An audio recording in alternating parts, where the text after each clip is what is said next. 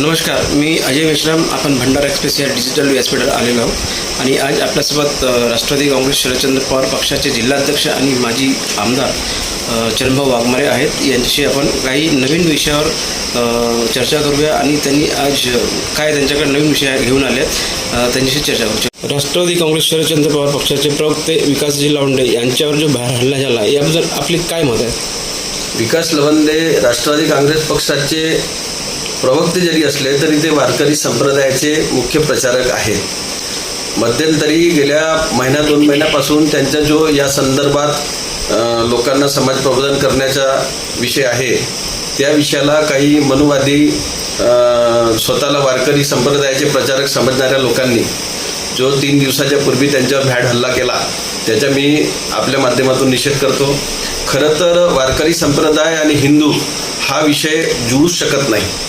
म्हणजे वारकरी संप्रदायामध्ये एखाद्या धर्माला आणू नये आणि धर्मामध्ये वारकरी संप्रदायाला टाकू नये, हे सगळ्यात महत्त्वाची भूमिका आहे.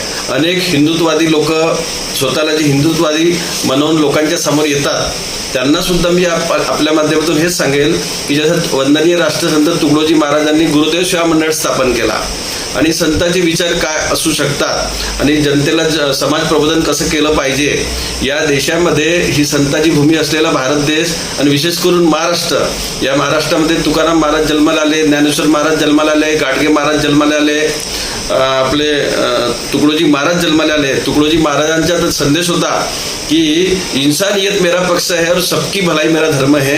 हे खरे संतांचे विचार आहेत. आणि जर वारकरी संप्रदायाचा एखाद्याला असा मोठा प्रचारच करायचा असेल तर त्यांनी वारकरी संप्रदायामध्ये धर्म हा विषय, जात हा विषय आणू नये. कारण वारकरी संप्रदायामध्ये सर्व जाती धर्माचे लोक सामील आहेत. याचाच प्रचार विकास लवंडेंनी केला आणि तो जर एखाद्याच्या जिवारी लागून त्याच्या अशा पद्धतीने निषेध केला असेल तर आम्ही त्यांना वारकरी संप्रदायाचे म्हणूच शकत नाही.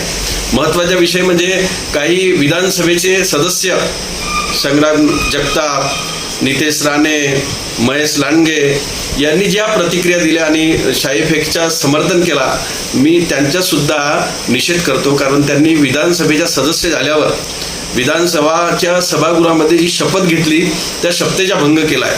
खरं तर विधानसभेच्या अध्यक्षांनी त्याची दखल घेतली पाहिजे की विधानसभेची शपथ घेताना तुम्ही घटनेची आठवण करता आणि मी घटनेप्रमाणे वागीन अशा प्रकारची शपथ जर घेत असाल आणि तुम्ही या अशा भ्याड हल्ल्याचं समर्थन करत असाल तर मला असं वाटते विधानसभेचे अध्यक्ष राहुल नार्वेकर, तुम्हाला नितेश राणे, संग्राम जगताप, महेश लांडगे हे तुमच्या विधानसभेचे सदस्य आहेत, यांना तुम्ही स्पष्टीकरण मागितलं पाहिजे, त्यांच्यावर कारवाई केली पाहिजे.